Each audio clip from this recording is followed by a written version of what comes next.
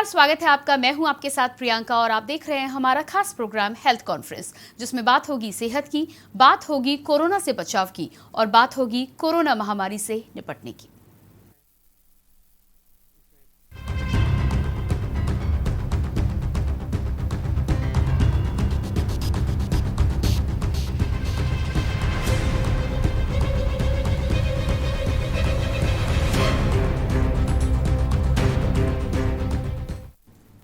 Corona virus की दूसरी लहर से पूरे देश में सदमे का माहौल है। ऐसे में रिकवरी रेट को उम्मीद की तरह देखा जा रहा है। बेकाबू होते हालातों के बीच डॉक्टर्स का ये भी कहना है कि रिकवर हो चुके मरीज जितना जल्दी हो सके वैक्सीन लगवा ले, साथ ही अपनी सेहत का भी ख्याल रखें। अब तक कई गंभीर मामले दर्ज कराए जा चुके हैं। ऐसे मरीजों के लिए अपनी हेल्थ को मॉनिटर करते रहना बहुत जरूरी है। इसके साथ ही साथ रिकवर होने के बाद भी मरीजों को पोस्ट रिकवरी रेट टेस्ट कराने की सलाह दी जा रही है। हमारा इम्यून सिस्टम पूरी तरह से मजबूती के साथ कोरोना वायरस से लड़ता है। हालांकि कई ऐसे मामलों में देखा गया है कि SARS-CoV-2 का वायरल लोड कम होने के बाद भी उसके साइड इफेक्ट शरीर में एक लंबे समय तक बने रहते हैं। कोविड-19 शरीर के प्रमुख अंगों को नुकसान भी पहुंचाता है। इसके साथ ही साथ हमारे इम्यून सिस्टम को बाधित कर सकता है। एक्सपर्ट्स ये भी कहते हैं कि ब्लड और इम्यून सिस्टम की स्थिति आपको ये भी बता सकती है कि वायरस से आपका शरीर किस हद तक प्रभावित हुआ है। उदाहरण के लिए टेस्ट और स्कैन ये समझने के लिए काफ़ी हैं कि आपका शरीर कितने गंभीर संक्रमण से गुजर चुका है या गुजर रहा है।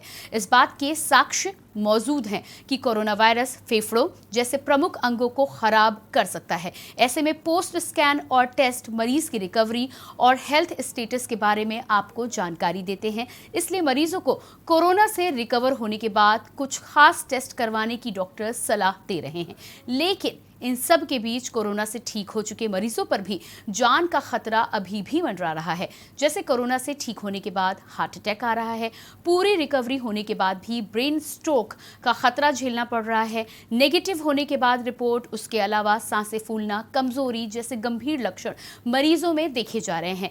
कई मरीज कोरोना से ठीक होने के बाद भी दम तोड़ चुके हैं। डॉक्टरों के साथ खास पैनल के आज इन सवालों के हम जवाब लेंगे और उससे पहले एक बार फिर से आपकी जानकारी के लिए आपको बता देते हैं कि कोरोना से बचाव के लिए सबसे मजबूत हथियार है हमारा मास्क और 2 गज की दूरी, जिसका पालन हमें करना ही चाहिए। और साथ ही साथ लगातार तमाम ऐसी चीज़ें हैं जिनके बारे में सरकार भी जागरूक करने का प्रयास कर रही हैं। हमें ना केवल समाज में कोविड गाइडलाइंस का पालन करना है, बल्कि हमारे आसपास जो भी लोग हैं उनको भी जागरूक करना है। हम जितना ही अपनी सावधानी रख पाएंगे, अपने अपनों की सावधानी रख पाएंगे, उतना ही इस बीमारी से जल्दी निजात पा सकेंगे। साथ ही साथ कई मरीजों के कुछ सवाल भी रहते हैं इन टेस्ट के बाद में, वो भी आपको दिखाते हैं GFX के जरिए। कोरोना जाता है, हार्ट अटैक आता है, क्यों? पूरी रिकवरी होने के बाद भी ब्रेन स्ट्रोक क्यों? कोरोना से ठीक होने के बाद भी कितना खतरा? निगेटिव रिपोर्ट होने के बाद भी सांस फूलना, कमजोरी जैसे लक्षण क्यों? पोस्ट रिकवरी टेस्ट क्या है और क्यों जरूरी? ये तमाम ऐसे सवाल हैं। कोरोना जाता है, हार्ट अटैक आता है, आखिर क्यों? इसके अलावा पूरी रिकवरी होने के बाद ब्रेन स्ट्रोक क्यों पड़ता है? कोरोना से ठीक होने के बाद नेगेटिव हुए रिपोर्ट, लेकिन उसके अलावा सांस फूलना और कमजोरी जैसी समस्या क्यों बनी रहती है? पोस्ट रिकवरी टेस्ट आखिर क्या है और क्यों जरूरी है?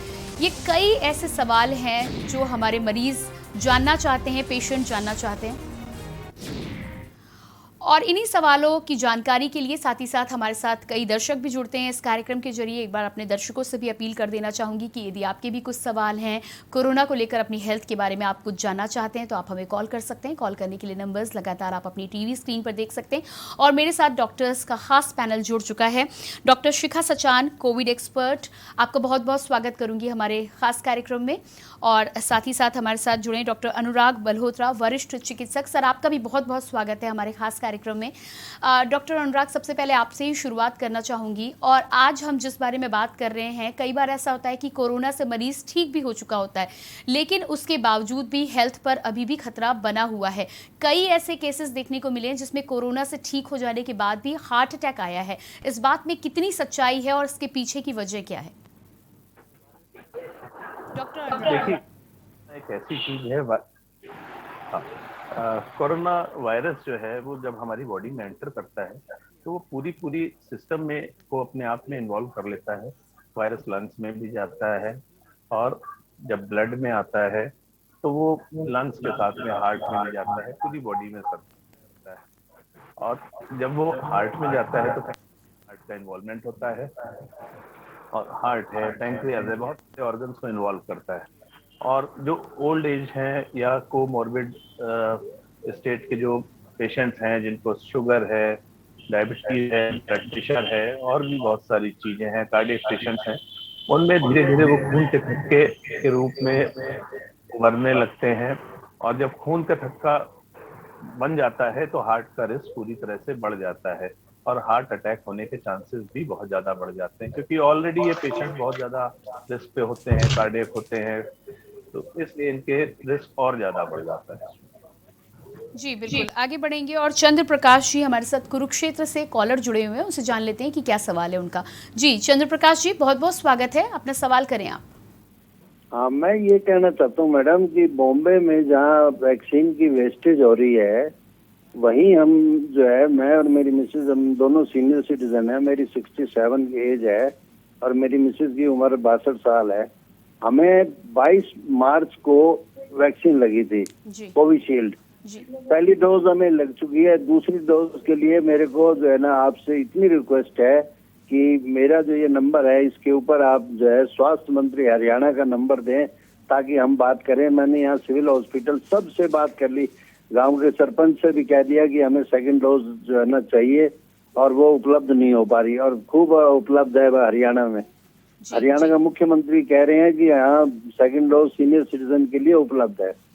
तो मैं आपके चैनल के माध्यम से डॉक्टर अनुराग जी से रिक्वेस्ट करता हूँ कि अगर आप स्वास्थ्य मंत्री हरियाणा का नंबर दें तो हम उनसे कांटेक्ट करें। जी बिल्कुल चंद्र प्रकाश जी, आपकी बात को हम जरूर उठाएंगे अपने चैनल के माध्यम से। आपने हमें ये जानकारी दी, उसके लिए बहुत बहुत धन्यवाद। हमें कॉल करने के लिए बहुत बहुत धन्यवाद।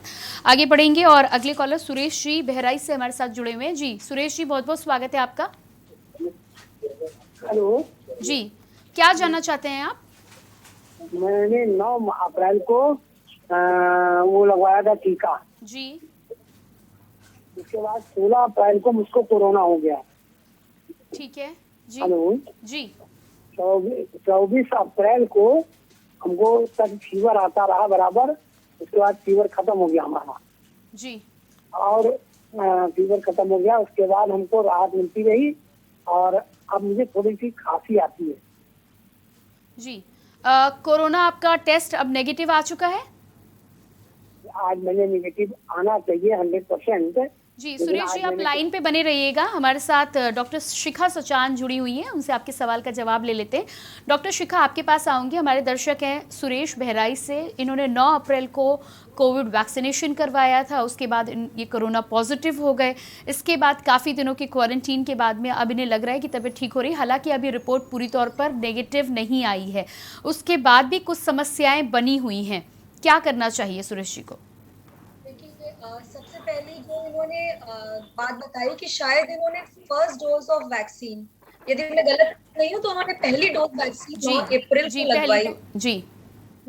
उसके बाद इनको कोविड हुआ है और कोविड के सिम्टम्स हैं, तो इसके लिए परेशान नहीं हूँ। जो इनको कोविड की सेकेंड डोज ऑफ वैक्सीन जो ड्यू है, अभी इसको टाल दें और कंप्लीट रिकवरी के 4 हफ्ते के बाद ही ये सेकेंड डोज ऑफ वैक्सीन के लिए जाएं। दूसरी जो इन्होंने बात पूछी कि इनको शायद अभी भी रिकवरी के बाद भी खांसी आ रही है। जी। तो खांसी, अगर इनको बाकी सारे सिम्टम्स खत्म हो चुके हैं और खांसी की समस्या है तो इसके लिए परेशान नहीं हो। ये पोस्ट वायरल कफ, अलग अलग किस्म की वायरल बीमारियों में पोस्ट वायरल कफ एक काफी परेशान करने वाली चीज होती है। सो मरीज तो ठीक हो जाता है, लेकिन काफी समय तक मरीज को खांसी होती है। तो इसके लिए अपने आसपास के किसी भी चिकित्सक से परामर्श करके कोई भी एंटी एलर्जिक या एंटी हिस्टामिनिक दवा ले सकते हैं, जैसे कि एलेग्रा एम या सिट्रजीन। और साथ में गर्म पानी से भाप लें, और अपनी इम्यूनिटी को बनाए रखने के लिए जो भी चीजें कर सकते हैं वो जरूर करें। हाँ, लेकिन उनको ये ध्यान रखना है कि second dose of vaccination complete recovery के 4 हफ्ते तक के लिए टाल दें। जी बिल्कुल। अगले कॉलर हमारे साथ सुदर्शन जी जुड़े हुए हैं। जी सुदर्शन जी, सुदर्शन जी बहुत बहुत स्वागत है, आप अपना सवाल रखें।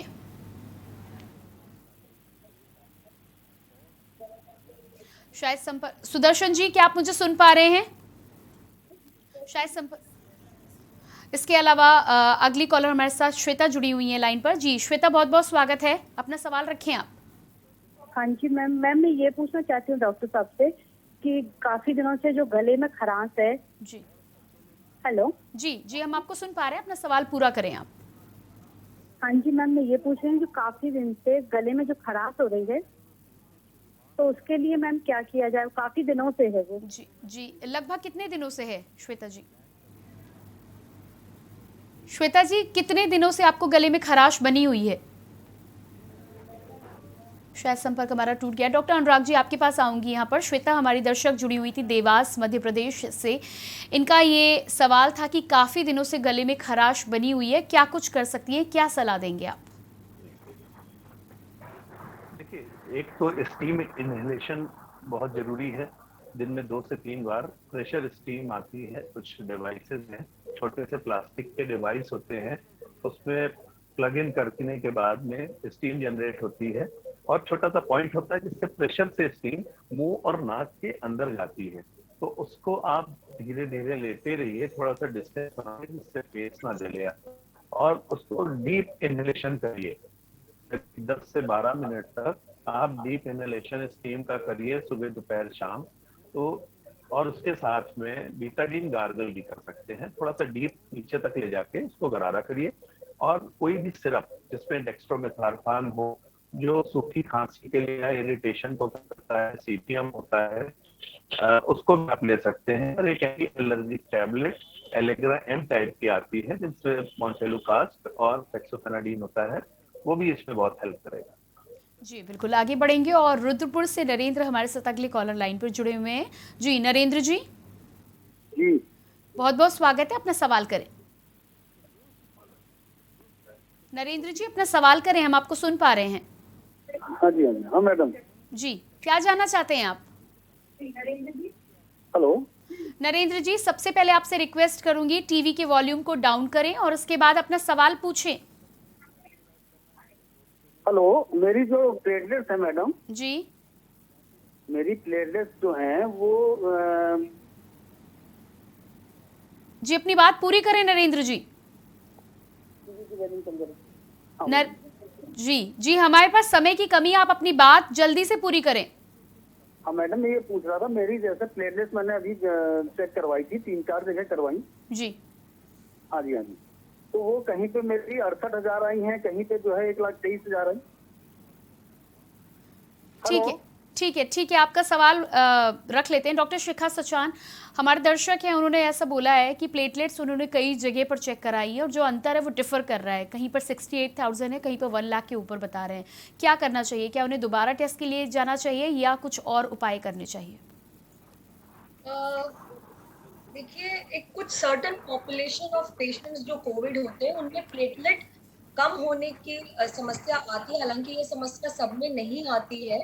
और इन्होंने अभी अपनी कुछ सिम्टम्स के बारे में नहीं बताया कि अभी इनकी हालत कैसी है, या इन्हें कोई और बीमारी पहले से तो नहीं है। ये कई बार लैब में डिफरेंस हो जाता है, तो इसके लिए किसी अक्रेडिटेड लैब यानी NABL अक्रेडिटेड लैब में जाकर दोबारा अपने प्लेटलेट की जांच करवाएं और उनसे रिक्वेस्ट करें। कई बार मशीन के माध्यम से जब प्लेटलेट की जांच की जाती है तो प्लेटलेट कम आने का अंदेशा रहता है, लेकिन जब एक कोई सर्टिफाइड पैथोलॉजिस्ट द्वारा मैनुअल चेकिंग की जाती है तो कई बार जो अंतर होता है वो पूरा हो जाता है और मरीज की प्लेटलेट्स नॉर्मल आ सकती हैं। तो तो मैं उनसे यही एडवाइस करूंगी किसी भी NABL सर्टिफाइड अधिकृत लैब में ही जाकर प्लेटलेट की जांच कराएं, और अगली बार भी जब जांच कराएं उसी लैब में दोबारा कराएं। और साथ में अगर इनको अभी भी बुखार या कोई और सिम्टम्स हो रहे हैं तो ये साथ में डेंगू या मलेरिया इन चीजों को भी जांच कराएं। इन्होंने अपने सिम्टम्स के बारे में कुछ नहीं बताया, सिर्फ प्लेटलेट्स के बारे में बताया, तो इस जानकारी के अभाव में पूरी बात बता पाना थोड़ा मुश्किल है। जी बिल्कुल, आगे बढ़ेंगे। और मनीषा जी, जी शिखा जी आगे बढ़ेंगे। मनीषा जी अगली कॉलर हमारे साथ लाइन पर हैं। जी मनीषा जी, क्या जानना चाहती हैं?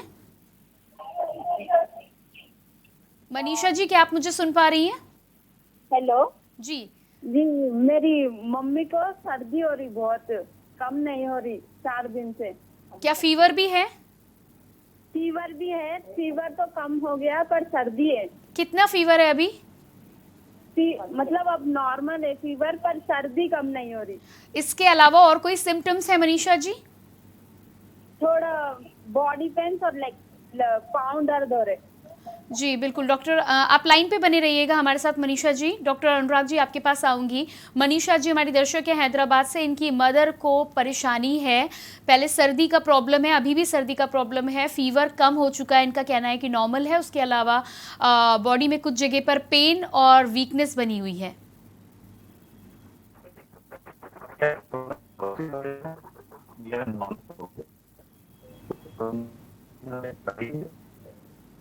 जी डॉक्टर अनुराग की आवाज़ हम तक ठीक से पहुंच नहीं पा रही है, हम रिक्वेस्ट करेंगे कि एक बार फिर से कांटेक्ट किया जाए। डॉक्टर शिखा सचान हमारे साथ जुड़ी हुई हैं। जी डॉक्टर शिखा, आपके पास आऊँगी।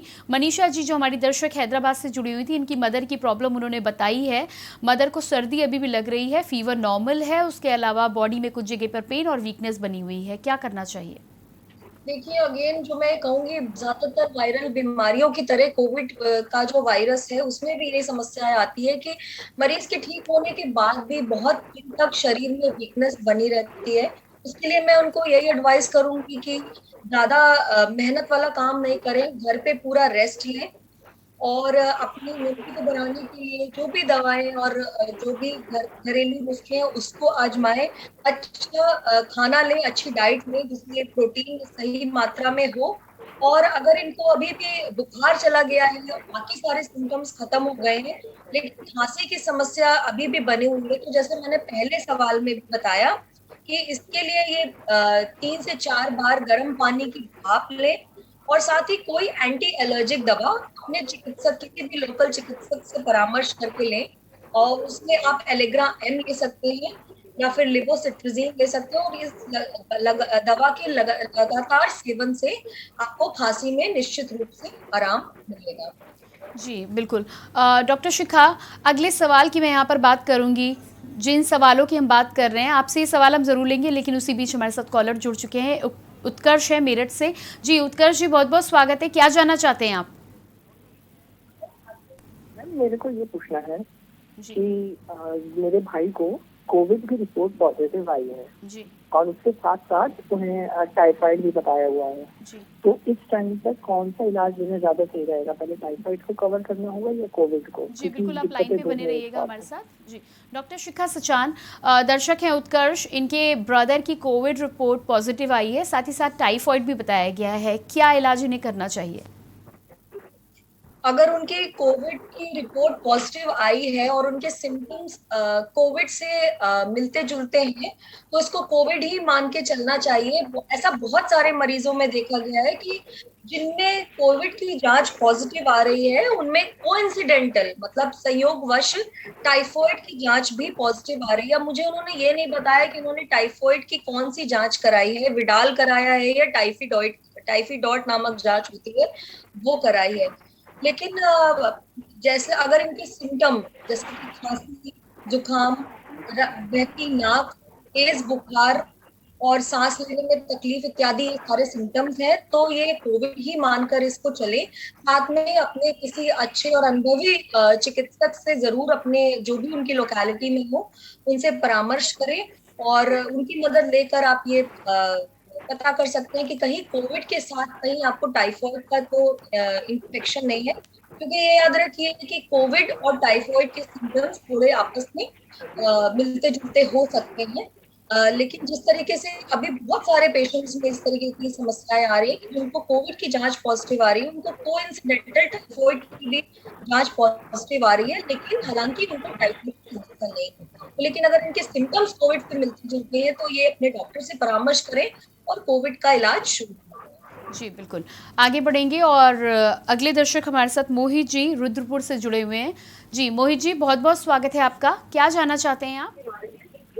मैम मुझे 28 तारीख को हमने अपना टेस्ट किया था कोविड का, मैंने और अपनी वाइफ का, दोनों का।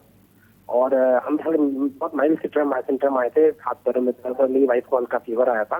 तो हमने 28 को टेस्ट किया तो 30 तारीख को उसकी रिपोर्ट आई, मेरी वाइफ पॉजिटिव थी, मैं नेगेटिव था। फिर मेरी वाइफ को बुखार कंटिन्यू रहा, मुझे भी 30 के बाद हल्का टेम्परेचर आया 95.5 समथिंग। और पर लास्ट 2 दिन से मेरा फीवर 102 103 आ रहा है जी। 103 आ रहा है। और मैम बाकी दिन से खांसी वगैरह ऐसा कुछ नहीं है। तो मैं सिर्फ आपको फीवर की समस्या पेश आ रही है? जी हाँ फीवर कम नहीं हो रहा है, दवाई भी पैरासिटामोल वगैरह ले रहा हूँ। जी जी बिल्कुल, आप लाइन पे हमारे साथ बने रहिए। डॉक्टर शिखा सचान, मोहित हमारे दर्शक हैं रुद्रपुर से। सबसे पहले इन्होंने टेस्ट कराया, ये खुद और इनकी वाइफ दोनों का टेस्ट कराया, तो वाइफ पॉजिटिव थी, खुद नेगेटिव थे। वाइफ का फीवर उतर चुका है, लेकिन अभी दर्शक को खुद फीवर की समस्या है, 102 के करीब बुखार आ रहा है, उसके अलावा और कोई समस्या नज़र नहीं आ रही है। देखिए, अगर उनकी वाइफ को कोविड हुआ है और चूंकि मैं ये मान के चल रही हूँ कि वाइफ के क्लोज संपर्क में रहे होंगे, तो इनके सिम्टम्स भी कोविड से मिलते जुलते हैं और इसको कोविड मानकर इसका घर पे इलाज करें। और हालांकि इनकी कोविड की जांच नेगेटिव आई है, पर इसका मतलब ये नहीं है कि हम कॉन्फिडेंस से कह सकते हैं कि मरीज को कोविड नहीं है, क्योंकि बहुत सारे केसेस में कोविड होने के बाद भी RT-PCR की जांच नेगेटिव आती है। ये नेगेटिव इसलिए आती है क्योंकि पहला किस समय पे कोविड की जांच कराई है वो मायने रखता है, दूसरी बार सैंपलिंग किस प्रकार से की गई ये मायने रखता है, और तीसरी अभी जो कोविड के कुछ नए स्ट्रेन आ रहे हैं, तो कन्वेंशनल हमारा पुराने RT-PCR की विधि है, उसमें ये नए वाले स्ट्रेन उस मशीन में पकड़ नहीं पाते, इस वजह से कई बार कोविड की जांच नेगेटिव आती है। लेकिन तेज बुखार का आना, स्पेशली उस दौर में जब कोविड का एपिडेमिक फैला हुआ है, भाई खुद भी कोविड पॉजिटिव थी, तो अपने बुखार को ये कोविड भी मान के चले और अपने आसपास के किसी चिकित्सक से परामर्श लें और पैरासिटामोल नामक दवा का सेवन करें, 650 ml की दवा का सेवन करें 3 से 4 बार। इसके अलावा मल्टीविटामिन लें और ये सारी जो भी दवाएं हैं ये अपने किसी भी लोकल चिकित्सक से परामर्श करके ले सकते हैं और अपने सिम्टम्स की सेल्फ मॉनिटरिंग करते रहें, ज्यादा से ज्यादा रेस्ट करें और यदि इनके पास पल्स ऑक्सीमीटर वाला प्रोब है तो उससे अपने सैचुरेशन की या शरीर में ऑक्सीजन की मात्रा की जांच करते हैं। जी बिल्कुल, डॉक्टर शिखा सचान आप बने रहिएगा हमारे साथ। हम फिलहाल एक छोटे से ब्रेक के लिए रुकेंगे। डॉक्टर अनुराग आप भी हमारे साथ बने रहिएगा और अपने तमाम दर्शकों को हम बता दें कि लगातार हम कोरोना महामारी से निपटने के लिए, आपकी तमाम समस्याओं को दूर करने के लिए हेल्थ कॉन्फ्रेंस के माध्यम से ऐसे सवालों के जवाब एक्सपर्ट से ले रहे हैं जिसके माध्यम से आपको भी लाभ होगा। यदि आपके भी अपने कोई सवाल है तो आप हमें कॉल कर सकते हैं। कॉल करने के लिए नंबर्स लगातार आप अपने टीवी स्क्रीन पर देख सकते हैं। फिलहाल हमारे कार्यक्रम में वक्त हो चला एक छोटे से ब्रेक का। एक छोटे से ब्रेक के बाद जल्द हाजिर होते हैं।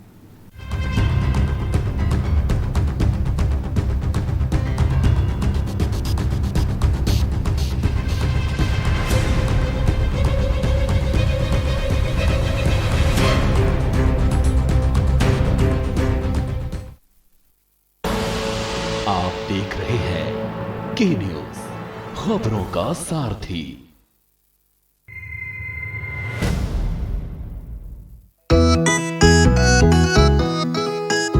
सबको टीका लगवाना है, कोरोना को हराना है, टीके की सुरक्षा अपना कर सुरक्षा चक्र बनाना है। 18 साल की उम्र हो, युवा हो या बुजुर्ग हो, एक पल भी सोचे बिना ये मौका नहीं गवाना है। सबको टीका लगवाना है, कोरोना को हराना है। टीका लगने के बाद भी सुरक्षा को अपना कर भी मास्क फिर भी लगाना है, 2 गज की दूरी निभाना है। सबको टीका लगवाना है, कोरोना को हराना है। मैंने मैंने कोविन एप्लीकेशन से अपना रजिस्ट्रेशन कराया को और आज मेरा अपॉइंटमेंट मिल गया। पीजीआई में सब कुछ बहुत अच्छे तरीके से हुआ। प्रोसेस बहुत ही स्मूथ और बहुत ही लाइट तरीके से कंडक्ट किया गया। 18+ के लिए ये जो इनिशिएटिव लिया गया है बहुत अच्छा है। तभी मुझे वैक्सीन लग गई है और बिल्कुल कोई प्रॉब्लम नहीं हुई मुझे। मैं इसके लिए हमारी उत्तर प्रदेश गवर्नमेंट का बहुत बहुत शुक्रिया करना। चलो टीका लगवाएं, कोरोना को हराएं। निःशुल्क टीकाकरण अभियान में 18 वर्ष से अधिक उम्र वालों के लिए टीका लगवाकर सुरक्षा कवच बनाएं। cowin.gov.in पर रजिस्ट्रेशन करवाएं।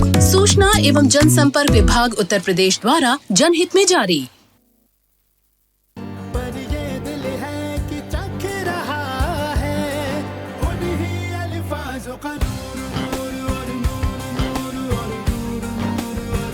दूर कितना भी जाओ, इस जुबान से दूर ना जा पाओगे।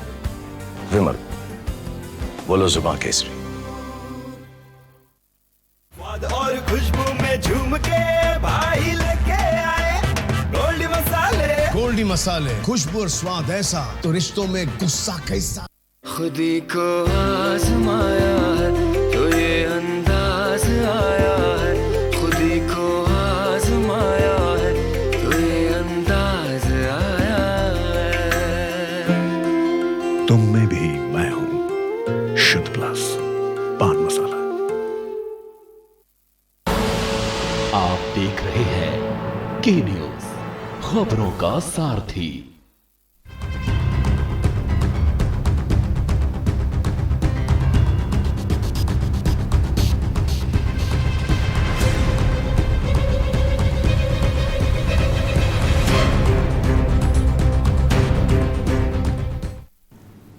ब्रेक के बाद स्वागत है आपका हमारे खास कार्यक्रम हेल्थ कॉन्फ्रेंस में। हमारे आज के कार्यक्रम में हम लगातार बात कर रहे हैं कई बार कोरोना महामारी को हराने के बाद, कोरोना पॉजिटिव होने के बाद, ठीक होने के बाद भी कई ऐसे सिम्टम्स होते हैं जो हमें परेशान करते हैं और हमारे पास इन सवालों के जवाब नहीं होते। उन्हीं सवालों के जवाब के लिए आज हम एक्सपर्ट से चर्चा कर रहे हैं। उसके अलावा यदि आपकी कोई सवाल है, आपको कोई परेशानी है तो आप हमें कॉल कर सकते हैं। कॉल करने के लिए नंबर्स लगातार आप अपनी टीवी स्क्रीन पर देख सकते हैं। मेरे साथ डॉक्टर शिखा सचान कोविड एक्सपर्ट मौजूद हैं, साथ ही डॉक्टर अनुराग मल्होत्रा वरिष्ठ चिकित्सक भी हमारे साथ मौजूद हैं। सबसे पहले हमारे साथ कॉलर जुड़े हुए थे, ब्रेक पर जाने से पहले उनसे बातचीत कर लेते हैं। जितेंद्र जी लखनऊ से जुड़े हुए हैं पहले कॉलर। जी जितेंद्र जी, बहुत बहुत स्वागत है। जितेंद्र जी, क्या आप मुझे सुन पा रहे हैं? शायद संपर्क हमारा टूट गया है। अगले कॉलर से बात करेंगे यहाँ पर। और अदिति बाजपुर से हमारे साथ जुड़ी हुई हैं। जी अदिति।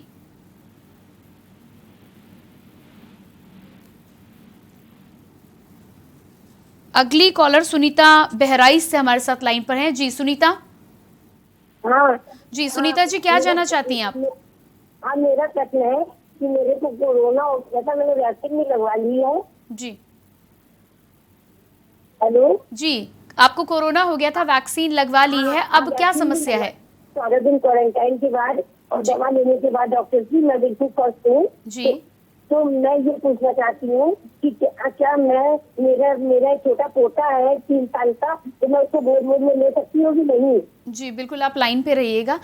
डॉक्टर अनुराग, आपके पास यहाँ पर आऊँगी। हमारी कॉलर है सुनीता जी बहराइच से, वैक्सीन लगवा चुकी हैं, कोरोना पॉजिटिव से नेगेटिव हो गई थी, डॉक्टर की सलाह के बाद वैक्सीन लगवाई है। अब यहाँ पर हम सब का जो डर है जो बरकरार है, हम सब भी ऐसा ही करते हैं और कई लोगों का ये मानना है कि फैमिली में कॉन्टैक्ट को कैसे मेनटेन करें। ये जानना चाहती है कि क्या ये अपने पोते को गोद में ले सकती हैं?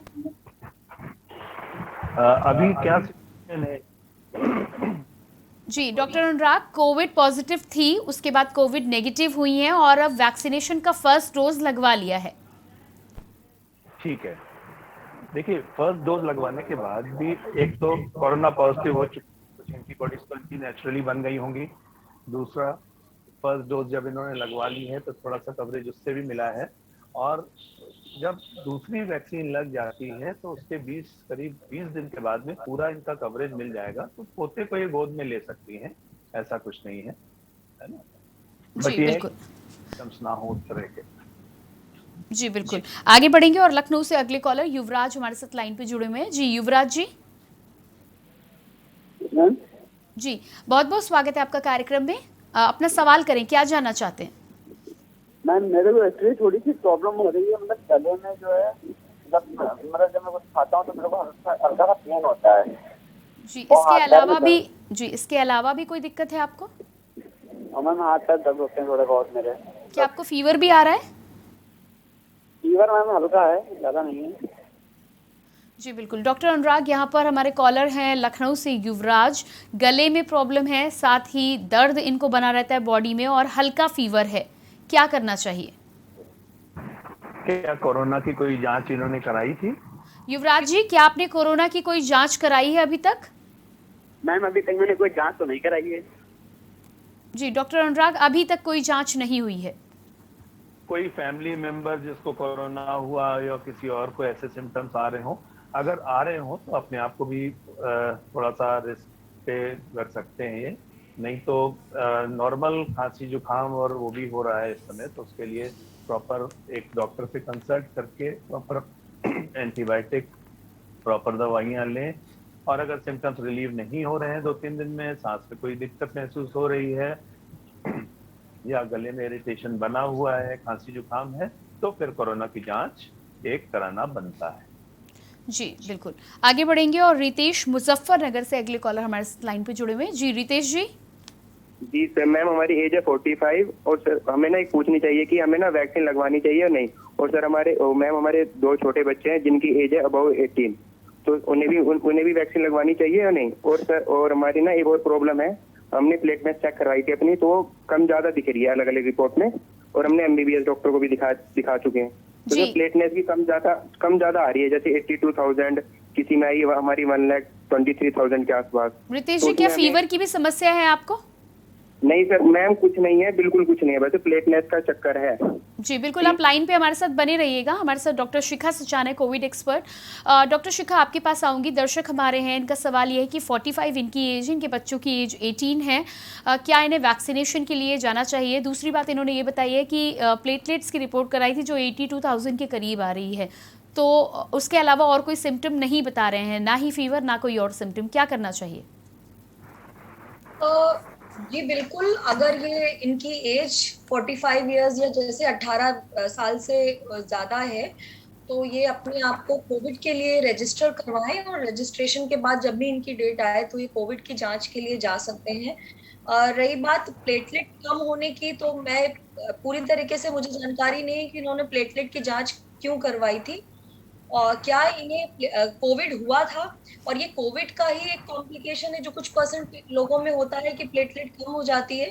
तो यदि ऐसा है तो अपने कोविड के सारे सिम्टम्स पूर्णतः ठीक होने के बाद लगभग 4 हफ्ते के बाद ही ये कोविड के वैक्सीनेशन के लिए जाएं। और यदि कोई दिक्कत नहीं थी, कुछ भी प्रॉब्लम नहीं थी, तो एक बार दोबारा ये किसी सर्टिफाइड लैब यानी NABL सर्टिफाइड लैब में जाकर अपनी प्लेटलेट्स की जांच दोबारा करवाएं। लेकिन ये जरूर सुनिश्चित करें कि यदि इनको कोविड से रिलेटेड कोई भी सिम्टम्स हुए थे, तो सिम्टम्स के पूरी तरह ठीक हो जाने के बाद ही ये लगभग 4 हफ्ते के बाद ही ये अपनी वैक्सीनेशन के लिए जाए। जी बिल्कुल, आगे बढ़ेंगे और संजीव जी लखनऊ से अगले कॉलर हैं। जी संजीव जी, बहुत बहुत स्वागत है आपका। हेलो जी, अपना सवाल रखें आप। मैं कह रहा हूँ कि मेरे को पॉजिटिव हुआ था 27 तारीख को, मैंने टेस्ट कराया था, तो 28 में रिपोर्ट आई थी पॉजिटिव। मैं जानना चाह रहा हूँ कि मैं नेगेटिव आने के बाद कितने दिन बाद वैक्सीन लगा सकता हूँ? जी बिल्कुल, आपको बता देते हैं। डॉक्टर अनुराग आपके पास आएंगे। संजीव जी लखनऊ से हमारे साथ हैं, पहले कोरोना पॉजिटिव हुए थे, ये जानना चाहते हैं कि एक बार ये नेगेटिव हो जाएंगे उसके कितने दिनों बाद इन्हें वैक्सीनेशन के लिए जाना चाहिए। संजीव जी, आप अपनी उम्र बता सकते हैं? 45। जी डॉक्टर अनुराग। जी देखिए, एक बार इनकी रिपोर्ट नेगेटिव आ जाती है, उसके करीब 1.5 महीने बाद, 1 से 1.5 महीने बाद ये प्रॉपर वैक्सीनेशन करा सकते हैं। जी बिल्कुल, आगे बढ़ेंगे। डॉक्टर अनुराग आपके पास ही आऊंगी। और कई बार ऐसा होता है कि लोग कोरोना पॉजिटिव होते हैं, पूरी तरह से रिकवरी भी हो जाती है, उसके बाद जिस तरह मैंने आपसे हार्ट अटैक के बारे में जानकारी चाहिए, उसी तरह कई बार ब्रेन स्ट्रोक की भी समस्याएं सामने आ रही हैं, उसके पीछे की क्या वजह है? देखिए, एक तो क्या होता है कि बॉडी ऑलरेडी कॉम्प्रोमाइज पे होती है। ऑक्सीजन जो लंग्स से बाकी ऑर्गन्स में जाती है प्यूरिफाई होके, वो ऑक्सीजन कहीं ना कहीं डेफिशिएंट हो जाती है, जिसकी वजह से इस्कीमिया हो जाता है, ब्रेन में ऑक्सीजन सप्लाई कम हो जाती है, हार्ट में ऑक्सीजन सप्लाई कम हो जाती है, जिसकी वजह से ब्रेन इस्कीमिया हो जाता है। जब इस्कीमिया होगा तो फिर ब्रेन को प्रॉपर ऑक्सीजन ना मिलने पे उसके भी फंक्शंस डिस्टर्ब हो जाएंगे। ऐसे ही हार्ट में इस्कीमिया होगा तो उसमें भी हार्ट अटैक के चांसेस बढ़ जाएंगे। ऑक्सीजन हमेशा डेफिशिएंट हो जाती है क्योंकि लंग सारी ऑक्सीजन धीरे धीरे कंज्यूम करने की उसके हो जाता है। जी बिल्कुल, आगे बढ़ेंगे और शिखा जी अगली कॉलर लखनऊ से हमारे साथ जुड़ी हुई हैं। जी शिखा जी, शिखा जी क्या आप मुझे सुन पा रही हैं? शायद संपर्क हमारा नहीं हो पा रहा है। अगले कॉलर अभिषेक लखनऊ से हमारे साथ लाइन पर है। जी अभिषेक जी, बहुत बहुत स्वागत है आपका। हेलो जी, अपना सवाल रखें आप। जी, मेरा सवाल है कि ये कोविड वैक्सीन जो लग रही हैं, इसमें कोविशील्ड बेहतर है या कोवैक्सीन बेहतर है? और जो सरकार हमें उपलब्ध करा रही है वो कोविशील्ड ही लग रही है या कोवैक्सीन भी लग रही है? जी बिल्कुल, आपके सवाल का जवाब मैं डॉक्टर से ले। डॉक्टर शिखा सचैन, आपके पास आऊंगी। कंफ्यूजन लोगों के दिमाग में बहुत है दोनों वैक्सीन को लेकर, कोविशील्ड बेहतर है या कोवैक्सीन, क्या कहना चाहेंगी? जी पूरी तरीके से निश्चिंत रहें, कोविशील्ड हो या कोवैक्सीन हो, दोनों ही वैक्सीन कंप्लीटली सेफ है और कंप्लीटली इफेक्टिव भी है। और एक ऐसी स्टडी भी जो प्रिलिमिनरी स्टडीज हुई है, इसमें भी ये पाया गया कि दोनों ही वैक्सीन की जो सेफ्टी और एफिकेसी के प्रोफाइल बिल्कुल एक दूसरे से मैच करते हुए हैं। तो इस बारे में कोई भी इस तरह की दुविधा में मत रहे कि कोई एक वैक्सीन बेटर है या दूसरी वैक्सीन उतनी अच्छी नहीं है।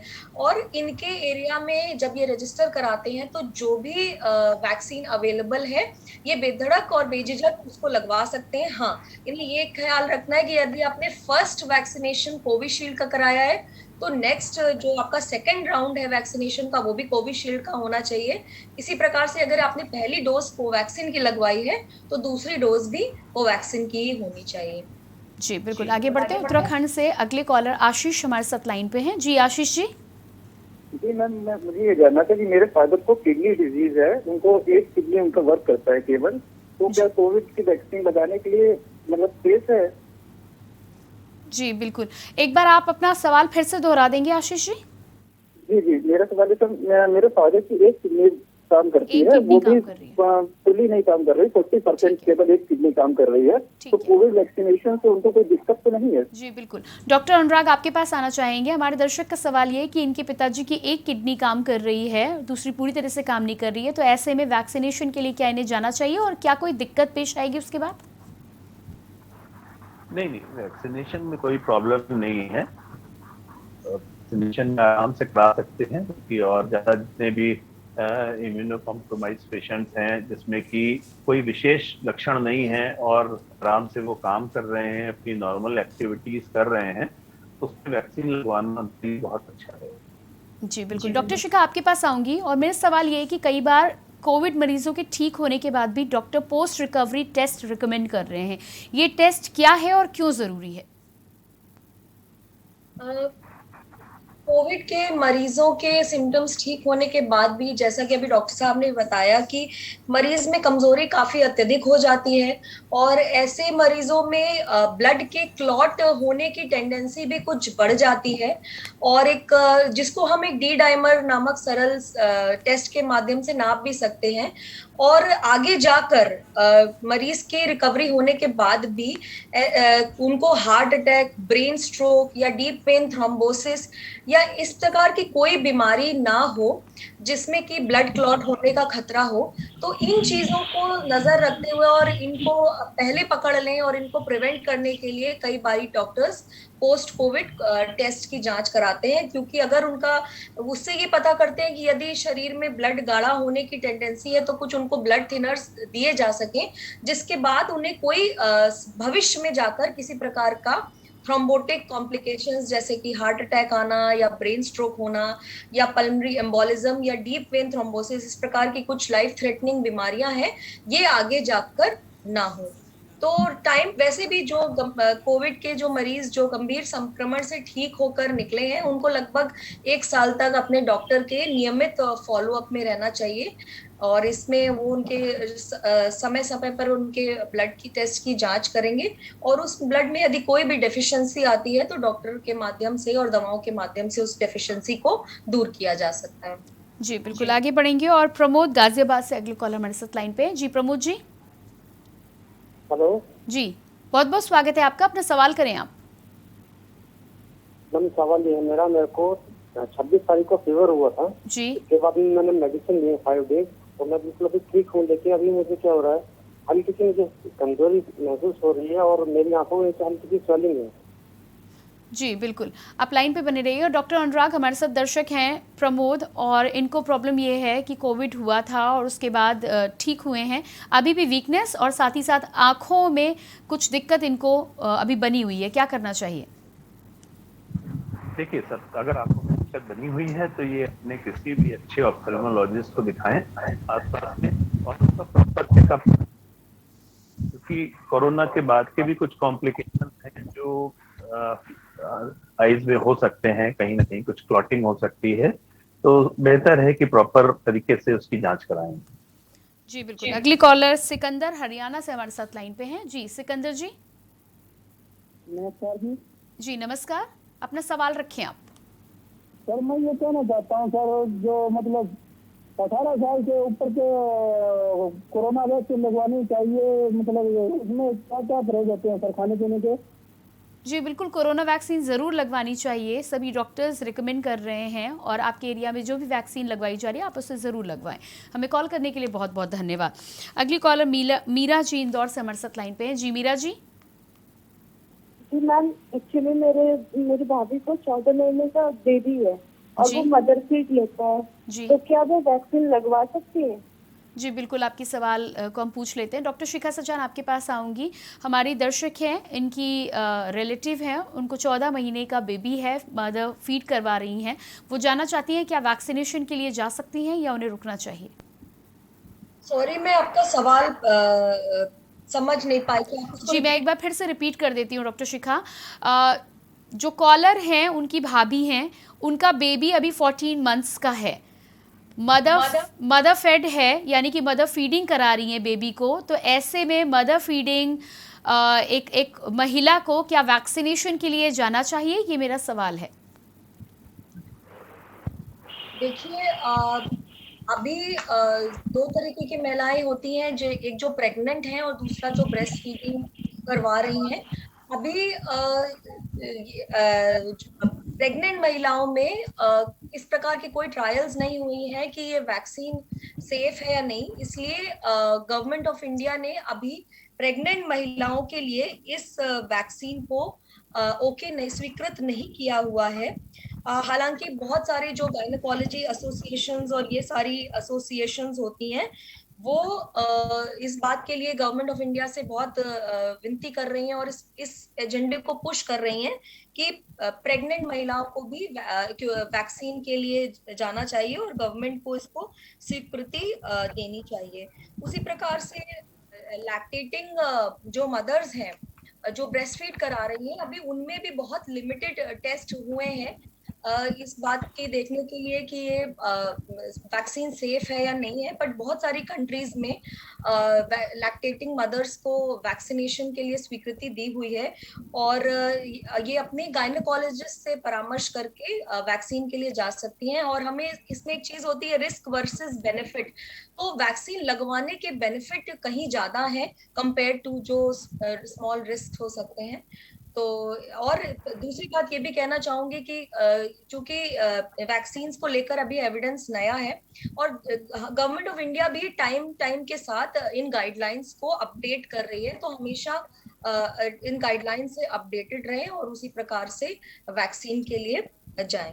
जी बिल्कुल, डॉक्टर अनुराग आपके पास आना चाहूँगी। और यहाँ पर कई बार ऐसा होता है कि मरीजों में थोड़े बहुत लक्षण होते हैं, कोरोना टेस्ट कराते हैं, नेगेटिव आते हैं, ऐसे में हो सकता है कि वो कोविड के पेशेंट हो सकता है ना हो। मेरा सवाल ये है कि क्या ऐसे पेशेंट्स को भी लगातार अपनी हेल्थ को मॉनिटर करते रहना चाहिए और डॉक्टर्स के संपर्क में रहना चाहिए या चिंता करने की कोई ज़रूरत नहीं है?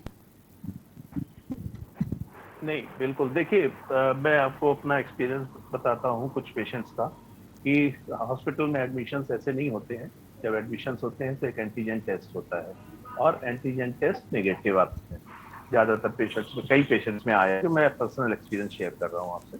एंटीजन नेगेटिव आया, फिर हम लोगों ने एक उसको पेशेंट को आइसोलेशन में रख के RT-PCR भिजवा देते हैं। जब RT-PCR चला जाता है 2 से 3 दिन में उसकी रिपोर्ट आती है, तब तक वो पेशेंट आइसोलेशन में रहता है। इत्तेफाक से ये हुआ कम से कम 7-8 पेशेंट्स में कि उनके RT-PCR भी नेगेटिव आए, लेकिन सिम्टम्स बने हुए थे, फीवर आ रहा था, ब्रेथलेसनेस थी, सैचुरेशन 80, 88, 89, 87 के आसपास जा रहा था, ऑक्सीजन की रिक्वायरमेंट बढ़ती जा रही थी। तब हम लोगों ने CT स्कैन कराया तो CT स्कैन में बायलेटरल टिपिकल के फीचर्स कोविड-19 के आए। तो कहने का मतलब ये है कि चेंज हो चुके हैं, कई बार RT-PCR में भी नहीं आ पाते, पर सिम्टम्स लगते हैं तो हम लोग कर लेते हैं, स्टेजिंग ग्रेडिंग उसमें आ जाती है। इसलिए ये मत सोचिए कि अगर एंटीजन कोविड नेगेटिव हो गया। आप फॉलो अप में रहिए और अपनी प्रॉपर इन्वेस्टिगेशन। जी बिल्कुल डॉक्टर अनुराग, आगे बढ़ेंगे और अगली कॉलर शिखा जी लखनऊ से हमारे साथ जुड़ चुकी हैं फिर से। जी शिखा जी। हाँ जी, बहुत बहुत स्वागत है, अपना सवाल रखें आप। जी हमारे कोरोना हुए 12 डेज हो गए, मेरे पेट में और मेरे को बहुत ज्यादा चक्कर बहुत आ रहे हैं। चक्कर आ रहे हैं आपको, ठीक है, आप लाइन पे बने रहिएगा। डॉक्टर शिखा सुजान आपके पास आऊंगी। हमारी दर्शक है लखनऊ से शिखा, और कोरोना होने के बाद ठीक हो चुकी है, लेकिन इनको अभी बहुत चक्कर आ रहे हैं, क्या करना चाहिए? कोविड-19 एक प्रकार की वायरल डिजीज है और ज़्यादातर वायरल बीमारियों में बहुत लंबे समय तक वीकनेस होना, जॉइंट्स में पेन होना, मसल्स में पेन होना बहुत कॉमन है। इसके लिए इनको ये ध्यान रखना चाहिए कि अपनी शरीर में पानी की कमी को नहीं होने दें और पूरा रेस्ट करें। ये नहीं कि ये बीमारी से उठी हैं तो तुरंत अभी घर के काम इत्यादि करना शुरू कर दें, पूरा रेस्ट लें और हाइड्रेशन को बराबर रखें। उसके लिए पानी और जूसेस ये समय पे लेती रहें। और चूंकि ये बीमारी से उठी है और अभी इनको रेसिडुअल वीकनेस हो सकती है, तो ये अपने ही किसी एरिया के अच्छे चिकित्सक से परामर्श ले और वो कुछ जांचें करने को कहेंगे। तो उसमें अगर इनके शरीर में किसी भी प्रकार की मिनरल या विटामिन की या किसी भी प्रकार की और डेफिशिएंसी आती है तो उस डेफिशिएंसी को पूरा किया जा सकता है। रेस्ट को करना बहुत ज़रूरी है पोस्ट वायरल वीकनेस से बचने के लिए। जी अगले कॉलर संजय जी हमारे साथ बस्ती से जुड़े हुए हैं। जी संजय जी, क्या आप मुझे सुन पा रहे हैं? शायद संपर्क टूट गया है हमारा। अगले कॉलर निशा नोएडा से हमारे साथ लाइन पे हैं। जी निशा जी। मैं निशु बोल रहा हूँ। जी बताएं, क्या जानना चाहते हैं? मैडम अभी मेरे को फीवर हुआ था, कोरोना टेस्ट में नहीं कराया था, मुझे फीवर 2-3 दिन के लिए फीवर आया था, मैंने मेडिसिन खाई है, मैं ठीक हो गया हूँ। जी अभी मैं जानना चाह रहा हूँ कि मैं वैक्सीन कब लगा सकता हूँ? जी आपके फीवर के अलावा क्या और कोई सिम्टम अभी है आपके शरीर में? 101 टेम्परेचर और हल्की सी मुझे खांसी थी। आप बिल्कुल ठीक महसूस कर रहे हैं? आप कराना चाहिए नहीं कराना चाहिए? जी बिल्कुल। डॉक्टर अनुराग हमारे दर्शक हैं नीशू नोएडा से, इनको हल्का सा फीवर आया था, टेस्ट कराया नहीं है, लेकिन अभी फिलहाल फीवर नहीं है और कोई सिम्टम नज़र नहीं आ रहा है। सबसे पहले तो जानना चाहते हैं कि क्या टेस्ट कराना चाहिए और उसके बाद वैक्सीनेशन कब करा सकते हैं? देखिए अगर कोई सिम्टम नहीं हो रहा है और वो फीवर आके चला गया है, पल्स ऑक्सीमीटर से अपना सैचुरेशन नापते रहें। अगर वो 95+ दिखा रहा है, फीवर नहीं आ रहा है, खांसी जुकाम, गले में खराश या हेडेक, वॉमिटिंग, लूज मोशन, इस तरह का कोई सिम्टम नहीं है, तो फिर चिंता की कोई ऐसा विषय नहीं बनता। और अगर कोई सिम्टम लगता है या सबसे बड़ी चीज है जो चिंता का विषय है वो सांस उखड़ना या सैचुरेशन का 94-93 के नीचे आना, तो वो ये रेगुलर पल्स ऑक्सीमीटर से वॉच करते हैं। अगर कोई लक्षण दिखाई देता है तो RT-PCR के लिए बनता है, फिर करा सकते हैं, नहीं तो कोई दिक्कत नहीं है। और वैक्सीनेशन सिम्टम फ्री होने के 20 से 25 दिन बाद ये करा सकते हैं। अगर कोई सिम्टम नहीं है और 20-25 दिन के दौरान कोई सिम्टम नहीं रहता है तो ये वैक्सीनेशन करा। जी बिल्कुल। डॉक्टर शिखा आपके पास आऊँगी और अगला सवाल मेरा ये है कि कोरोना से जब कोई कोविड पेशेंट ठीक हो जाता है, कोविड वॉरियर कहते हैं हम, ये बहुत अच्छी बात है, लेकिन उसके बाद भी उसे अपनी जान को लेकर कितना सचेत रहना चाहिए और कितना खतरा बना रहता है हेल्थ को लेकर? देखिए, ज्यादातर 99% लोग जो होते हैं उनको कोरोना के बहुत घातक सिम्टम्स नहीं होते हैं। ज्यादातर लोगों में ये बीमारी खांसी, जुकाम और बुखार की तरह पास हो जाती है और फिर वो व्यक्ति ठीक हो जाते हैं और मरीज के खुद सिम्टम्स और मरीज की अंदरूनी ताकत खुद ही बताते कि मरीज ठीक हो चुका है। तो ऐसी चीज में इतना भय बनाकर नहीं रखें। यदि आप बिल्कुल ठीक और फिट महसूस कर रहे हैं तो आप अपने जीवन को पहले की जैसे जी सकते हैं। हाँ, लेकिन कुछ परसेंट केसेस में स्पेशली जो ओल्ड लोग हैं या जिनको डायबिटीज की समस्या है या जिनकी इम्यूनिटी कम होती है, अक्सर ऐसे लोगों में कोविड के ज्यादा गंभीर लक्षण रहते हैं और कई बार ऐसे पेशेंट्स को हॉस्पिटलाइज भी करना पड़ता है, उनको ऑक्सीजन की रिक्वायरमेंट होती है। तो हाँ, ऐसे व्यक्तियों को अपने आगे जाकर अपने हेल्थ के प्रति सचेत रहना चाहिए और अपने ट्रीटिंग डॉक्टर से लगातार परामर्श करते रहना चाहिए। उनको शुरू में हफ्ते के अंतर पे और बाद में लगभग 1 महीने के अंतर पे फॉलो अप में दिखाते रहना चाहिए, ताकि किसी भी प्रकार की यदि उनकी, जैसे मैंने बताया कि खून गाढ़ा होने की या इस प्रकार की कोई समस्या हो तो उसका निवारण किया जा सके, ताकि आगे जाकर उनको हार्ट अटैक, ब्रेन स्ट्रोक इस तरीके की समस्याएं ना हो। अगर यदि वो अपने डॉक्टर के फॉलो अप में रहेंगे तो ये समस्याएं आने का चांसेस ना के बराबर है। लेकिन मैं ये जरूर कहना चाहूंगी कि अननेसेसरीली भय को अपने मन में नहीं पालें, क्योंकि कई बार भय हमारी बीमारी से ज्यादा बड़ा हो जाता है और यदि हम हमेशा भय में रहेंगे तो निश्चित ही हम किसी और वजह से बीमार पड़ सकते हैं। तो हमेशा योगा करें, प्राणायाम करें ठीक होना जाने के पश्चात और प्रसन्न रहें और पॉजिटिव सोच को अपने मन में रखें और इससे आगे जाकर उन्हें कोई समस्याएं नहीं होगी। अननेसेसरी भय को मन में नहीं। जी बिल्कुल। अमित जी देहरादून से हमारे साथ अगले कॉलर लाइन पे जुड़े हुए हैं। जी अमित जी, क्या आप मुझे सुन पा रहे हैं? हेलो जी, बहुत बहुत स्वागत है आपका। अपना सवाल रखें आप। अमित जी, आपसे रिक्वेस्ट करेंगे टीवी वॉल्यूम को डाउन कर लें, उसके बाद अपना सवाल पूरा करें। हेलो जी, हम आपको सुन पा रहे हैं, अपना सवाल करें आप। मैम वो मेरी जो मेरा वाइफ को खांसी हो रही है मैम, बहुत ज्यादा, और सर में उनकी पेन है। क्या आपको फीवर की भी समस्या है? नहीं मैम, फीवर नहीं मैम। ठीक है, डॉक्टर अनुराग आपके पास आएंगे। कॉलर है हमारे, इनको खांसी की समस्या है और साथ ही साथ गले में दिक्कत है। ठीक है, तो उसके अगर खांसी है, नॉर्मल खांसी है, तो कफ सिरप वगैरह ले लें, जो एंटी एलर्जिक ड्रग्स आती हैं वो ले लें, डॉक्टर से परामर्श लें। अगर कोविड के सिम्टम्स लगते हैं, बहुत ज़्यादा वीकनेस आती है या फीवर हाई ग्रेड जाता है या और सांस में दिक्कत होती है, सब चीज़ें वॉच करते रहें, डॉक्टर से प्रॉपर कंसल्टेशन लें। अगर उनको लगेगा कोविड सिम्टम्स हैं तो वो जांच कराएंगे, अगर नहीं है तो नॉर्मल फीवर की तरह, वायरस की तरह ट्रीट करें। जी बिल्कुल। डॉक्टर अनुराग, आपने अपना कीमती समय हमें दिया, साथ ही साथ हमारे दर्शकों की समस्याओं का निदान किया, उसके लिए आपका बहुत बहुत धन्यवाद। साथ ही साथ डॉक्टर शिखा सचान, आपने भी हमारे दर्शकों की समस्याओं को हल किया, अपना बहुमूल्य समय हमें दिया, उसके लिए आपका बहुत बहुत धन्यवाद। और साथ ही साथ अपने तमाम दर्शकों को हम ज़रूर बताना चाहेंगे कि हमारे इस खास कार्यक्रम के द्वारा हमारा लगातार यही लक्ष्य है कि आपकी तमाम परेशानियाँ कोविड महामारी को लेकर जो हैं उसको हम अपने कार्यक्रम के माध्यम से दूर करें। यदि आपके अन्य कोई भी सवाल हैं तो